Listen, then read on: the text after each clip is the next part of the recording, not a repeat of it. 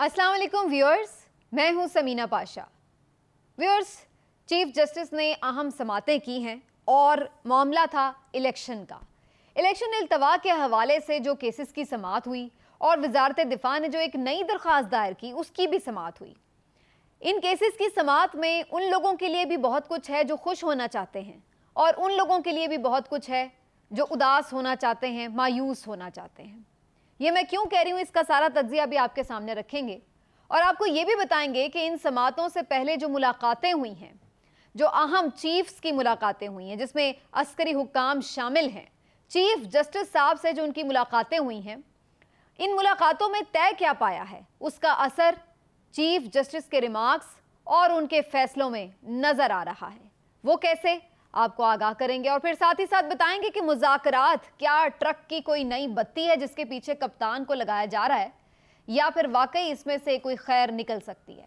ये तमाम चीज़ें आज के वीलॉग में होंगी, लेकिन आपको ये भी बता दें कि आइंदा चंद दिनों में शायद हमारी मुलाकात ना हो सके। आगे ईद उल फित्र भी आ रही है तो हो सकता है कि कुछ दिनों का वक्फा हो, लेकिन आप हमारे साथ जुड़े रहिएगा।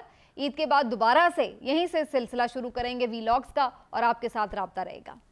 तो जनाब, सुप्रीम कोर्ट के जो केसेस हैं उनकी समातों का अहवाल, पहले तो मैं थोड़ा सा ब्रीफली आपको बता दूं कि चीफ जस्टिस ऑफ पाकिस्तान ने रिमार्क्स जो दिए वो तो बड़े दबंग दिए और उन रिमार्क्स को देख के तो बहुत कोई खुश हो सकता है कि वाह भाई वाह, चीफ जस्टिस साहब तो छा गए। चीफ जस्टिस साहब ने तो अस्करी हुक्काम को भी खरी खरी सुना दी। चीफ जस्टिस साहब ने तो हुकूमत को भी लताड़ दिया और कह दिया है कि जनाब जो फैसला हो गया है सो हो गया है, उससे पीछे नहीं हटेंगे, बात आगे चलेगी, अब वापस नहीं जाएगी। अगर हमने फैसला दे दिया है कि इलेक्शन होने हैं तो मतलब इलेक्शन होने हैं। और साथ ही साथ वो लास्ट वार्निंग्स भी जारी कर रहे हैं कि हुकूमत के खिलाफ अभी तक कोई एक्शन नहीं लिया, लेकिन इसका मतलब ये नहीं है कि एक्शन नहीं लेंगे, अब सख्त कार्रवाई हो सकती है, संगीन नताइज हो सकते हैं। ये चीफ जस्टिस ऑफ पाकिस्तान मुख्तलिफ रिमार्क्स देते रहे समात में, जिससे तमाम लोगों को बड़ी उम्मीद बंधी कि चीफ जस्टिस ऑफ पाकिस्तान डट के खड़े हैं। वो ना सिर्फ आइन के मुताबिक अपने फैसले पर अमल दरामद चाहते हैं, बल्कि इसके साथ साथ वो इस बात के लिए भी ख्वाह हैं कि मजीद मुल्क में कोई अनारकी भी ना ले। सबसे पहले तो मैं अपना तज्जिया इस हवाले से दे दूं कि सुप्रीम कोर्ट ऑफ पाकिस्तान ने जो ये मामला उठाया है और जिसके बाद वो ये कह रहे हैं कि जनाब फैसला हो चुका है, ये आगे ही जाएगा, पीछे नहीं जाएगा, और फिर उसके साथ साथ वो ये वक्त भी दे रहे हैं इस हुकूमत को कि वो मज़ीद कोई मुज़ाकरात कर ले, मज़ीद कोई उनके खिलाफ कार्रवाइयाँ कर ले, मज़ीद कोई मामले को पसो पेश में डाल दे। ये सब क्या हो रहा है? मेरी ज़ाती राय में चीफ जस्टिस साहब ने दबंग रिमार्क्स तो दिए हैं, लेकिन देखा जाए तो कार्रवाई कोई नहीं की है। मुझे तो ऐसा लगता है, मैं अगर अपनी ज़ाती राय दूँ तो मुझे तो मायूसी है इन समातों से, क्योंकि ये समातें खुद चीफ जस्टिस साहब कह रहे हैं कि इतना लंबा हो गया ये केस, ये इतना लंबा केस था ही नहीं। और बुनियादी तौर पर सबसे पहले तो इस बात पर आ जाएं कि चीफ जस्टिस साहब, अदालतों का काम सालसी नहीं है, अदालतों का काम तस्फिया कराना नहीं है, अदालतों का काम जिरगा बिठाना नहीं है। अदालतें ये नहीं कहती कि आओ सब बैठ जाओ और मिलकर मामला तय कर लो। अदालत का काम यह है कि सही को सही कहें, गलत को गलत कहें, जो जुर्म जिसने किया है उसको सजा मिले और जो बेकसूर है वो बरी हो। अदालत का काम यह है कि आइन और कानून के मुताबिक फैसला करें। यह काम नहीं है कि आइन और कानून में से गुंजाइशें निकालें। तो फिर मेरी सबसे बड़ी मुल्क की अदालत कोई गुंजाइश निकालने की बात क्यों कर रही है? वो इस बात पर क्यों फंसी हुई है कि कॉन्सिक्वेंसेस क्या होंगे? यही तो नजरिया ज़रूरत है कि जब आप ये देख रहे होते हैं कि इस वक्त अगर ये फैसला किया गया या इस तरफ से कार्रवाई आगे बढ़ाई गई तो फिर इसके ये नताइज होंगे। अदालतों का काम माय लॉर्ड ये नहीं है कि वो ये देखें कि इस फैसले के बाद नताइज क्या आएंगे। उनका काम सिर्फ ये है कि वो इंसाफ के मुताबिक फैसला कर दें, फिर भले जो मर्जी नताइज आएँ।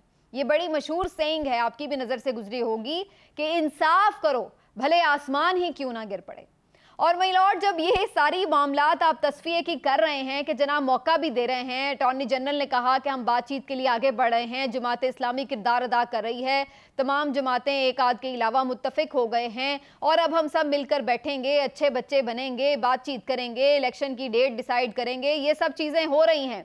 तो चीफ जस्टिस साहब भी फ़ौरन नरम हो जाते हैं और कहते हैं कि ठीक है जी, हम देख लेते हैं आप क्या कर रहे हैं, गुंजाइश भी दे देते हैं। और फिर साथ ही साथ जो तफसीली ऑर्डर आता है उसमें कह देते हैं कि 14 मई पर अमल होगा अगर जो मामलात हैं मुज़ाकरात में किसी तरफ नहीं लगते तो। लेकिन सवाल ये पैदा होता है कि आप मुज़ाकरात का इंतज़ार क्यों कर रहे हैं? अगर इन्होंने मुज़ाकरात करने होते तो ये यहाँ तक बात पहुँचती ही क्यों? अदालत में मसला आता ही क्यों?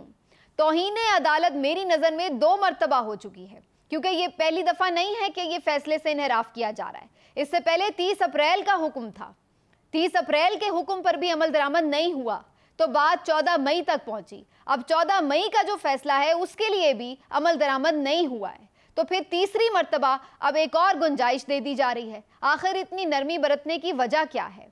आखिर क्या वजह है कि अदालत इस मामले में कोई कार्रवाई नहीं कर रही है उन जिम्मेदारान के खिलाफ? उनको क्यों कटहरे में तलब नहीं कर रही है कि जो अदालत के हुक्म पर अमल नहीं कर रहे?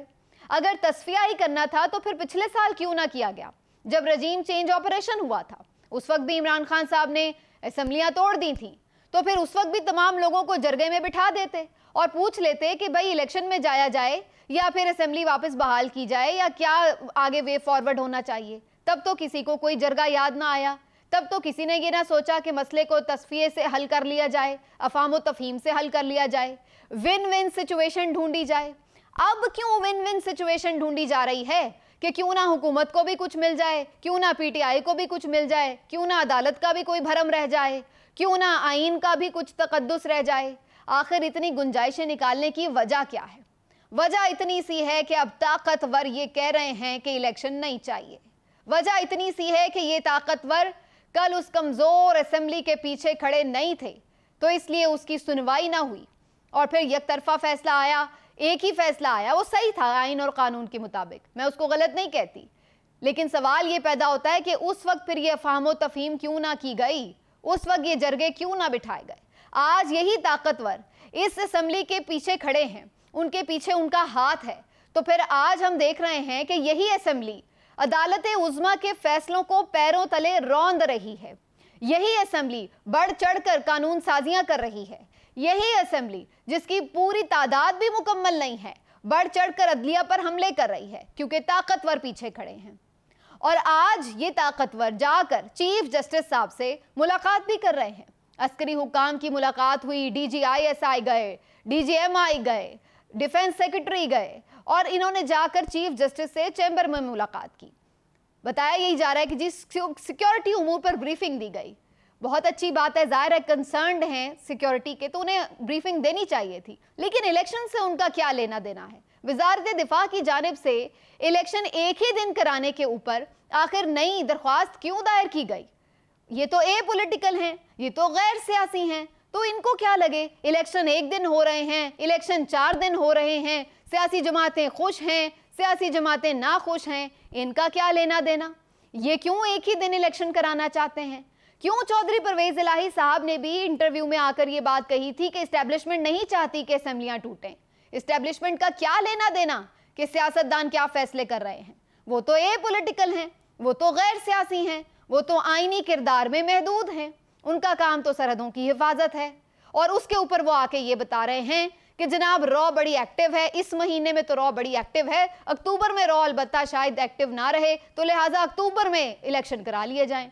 रॉ ने इतनी ज़बरदस्त कमिटमेंट दे रखी है क्या कि वो किस महीने में एक्टिव रहेगी, किस महीने में एक्टिव नहीं रहेगी? ये किस किस्म की बातें हैं?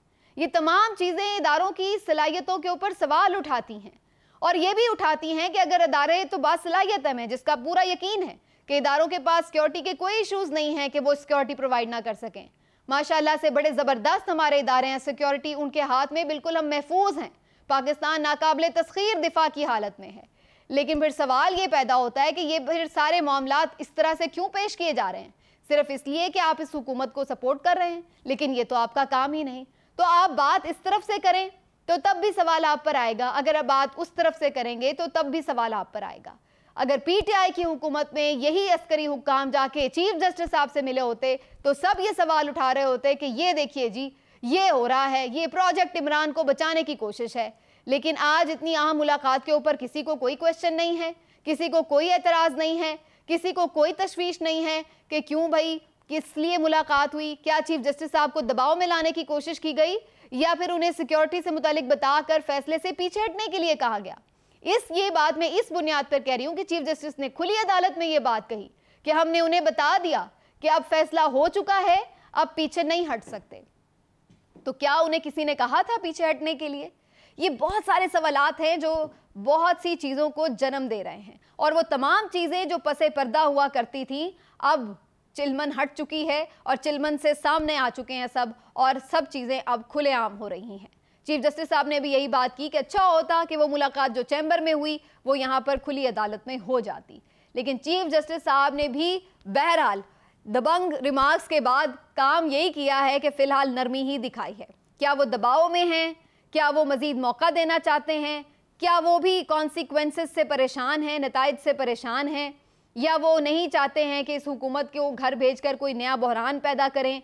लेकिन वो ये क्यों सोच रहे हैं? उनका काम तो आइन और कानून के मुताबिक सिर्फ फैसला करना है। बहरहाल अटॉर्नी जनरल ने मुज़ाकरात का कहा तो उस पर पाकिस्तान तहरीक इंसाफ ने अदालत में पेश होने के लिए 2 रुकनी वफ्द शाह महमूद कुरैशी और फवाद चौधरी को नामजद कर दिया है। अदालत ने मुख्तलिफ सियासी जमातों के सरबराहान या उनके नामजद करदा जो मुख्तलिफ नुमाइंदे हैं उनको बराह रास्त सुप्रीम कोर्ट में बुला लिया है। अब देखते हैं कि अगली समात में क्या होता है, लेकिन अहम समात रहेगी जिसमें देखा जाएगा कि अदालत उज़्मा क्या मुज़ाकरात को ही आगे बढ़ाना चाहती है या फिर अपने फैसले पर अमल दरामद कराना चाहती है। इसके साथ साथ ये भी मैं आपको बता दूं कि मुज़ाकरात के मामले पर मेरा सबसे बड़ा ऑब्जेक्शन ये है कि अगर तो मुज़ाकरात वाकई किसी इस वजह पे होते कि कोई जेन्युइन इशू है तो उसको मिल के बैठ के सब हल कर लें तो फिर तो बहुत अच्छी बात है भाई, सब मुज़ाकरात की तरफ जाएं। लेकिन जब एक फरीक की बदनीयती वाज़े है कि वो इलेक्शन कराना ही नहीं चाहता और वो ये बाकायदा खुलेआम बबांगे दोहल कह रहा है, तो फिर उसके साथ आप क्यों उस बदनीयती के बावजूद मुज़ाकरात करें? मुज़ाकरात तो तब किए जाएं कि आप नीयत साफ़ है दोनों तरफ से, लेकिन कोई इशू है, टेक्निकल इशू है या वाकई कोई ग्राउंड रियलिटी ऐसी है जिसे अवॉइड नहीं किया जा सकता, जिसका सोल्यूशन निकालना ज़रूरी है, तो फिर तो मुज़ाकरात ज़रूर करें। यानी अगर हुकूमत ये कह रही होती कि जनाब एक दिन इंतखाब चाहते हैं, सिर्फ ये मसला है, तो ये तो कोई मसला ही नहीं था, आप पहले असम्बलियाँ तोड़कर आ जाएं, एक दिन मुज़ाकरात करा लें। या अगर आप ये भी नहीं चाहते, आप ना आपको बचाना चाहते हैं कि नहीं जी हमने इमरान खान के कहने पर नहीं उस दिन इलेक्शन कराने, तो ठीक है 2 महीने वो आगे कर लेते, 2 महीने आप पीछे कर लेते, इलेक्शन हो जाते। लेकिन मसला ये है कि इलेक्शन तो होना ही नहीं चाहते, इलेक्शन तो कराना ही नहीं चाहते। जमात इस्लामी उन्हें ये गारंटी तो दे सकती है कि जनाब आप जुलाई में इलेक्शन करा लें, लेकिन ये गारंटी कैसे देगी कि आप इलेक्शन जीत भी जाएंगे? ये गारंटी तो कोई नहीं हुकूमत को दे सकता, और इसी वजह से वो इलेक्शन नहीं करा सकते। जब बदनीयती वाजे है तो फिर मुज़ाकरात के ढकोसले और ट्रक की बत्ती के पीछे जाया क्यों जाए? फिर तो यही बात है कि जो फैसला हो चुका है उसके ऊपर अमल दरामद कराया जाए। और तमाम लोग इस बात को समझ रहे हैं कि इमरान खान साहब को ट्रैप करने की भी ये कोशिश हो सकती है कि मुज़ाकरात के चक्कर में डालकर अदालत से भी जान छुड़वाई जाए और उसके साथ साथ इमरान खान साहब को जो है एक नया आप समझ लें कि एक शोशा दे दिया जाए खेलने का, और इसी तरह वक्त गुजारी की जाए ता वक्त के अक्टूबर आ जाए। बहरहाल देखते हैं कि इस मामले पर क्या होता है, लेकिन जाते जाते ये ज़रूर मैं बात करूंगी कि जस्टिस काजी फायज़ ईसा साहब जो हैं उन्होंने आज फिर से 2-2.5 घंटे स्क्रीन पाकिस्तानी टेलीविजन की ले ली, और वो एक तकरीब में थे, वहाँ पर उन्होंने आइन और कानून के मुताबिक बड़ी लंबी चौड़ी गुफ्तगू की, बड़ी अच्छी बात है। लेकिन जस्टिस काजी फायज़ ईसा साहब जाते जाते ये फरमा गए कि मुझे तो मालूम ही नहीं था कि यहाँ पर मीडिया भी होगा, वरना मैं यहाँ पर शायद ना आता।